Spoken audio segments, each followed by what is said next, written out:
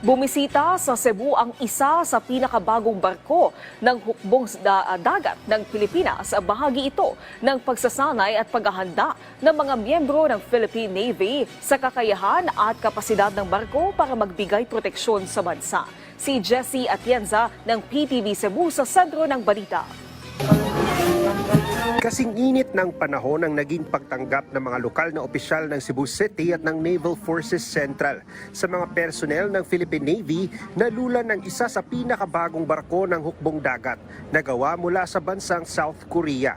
Ang BRP Miguel Malvar hango sa pangalan ng isa sa mga bayani sa panahon ng Philippine-American War na si General Miguel Malvar. Ang pagdaong sa Cebu ay bahagi ng operational readiness and capability test ng barko at ng mga personnel nito para masubukan kung pasok sa standards ng Philippine Navy ang warfighting capabilities nito.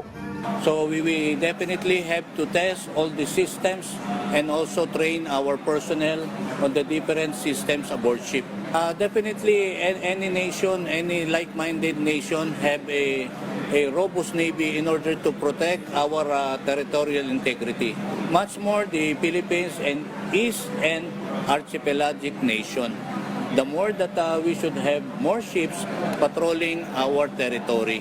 Ang BRP Miguel Malvar ay may habang 118 meters at may lapad na 14 meters. May iba't ibang weapon systems gaya ng 76mm Super Rapid Gun, vertical launch system at surface-to-surface missile. Ang buong barko ay ino-operate ng 105 na personnel.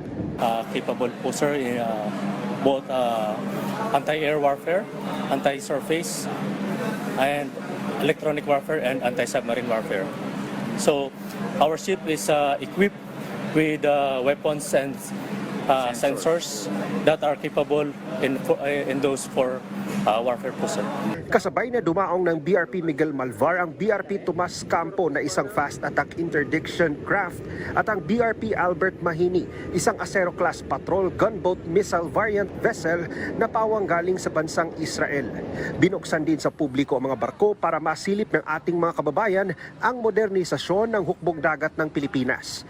Pagpapakita lamang ito kung gaano kaseryoso at pinaghahandaan ng pamalaan at ng AFP na ipagtanggol ang teritoryo ng bansa.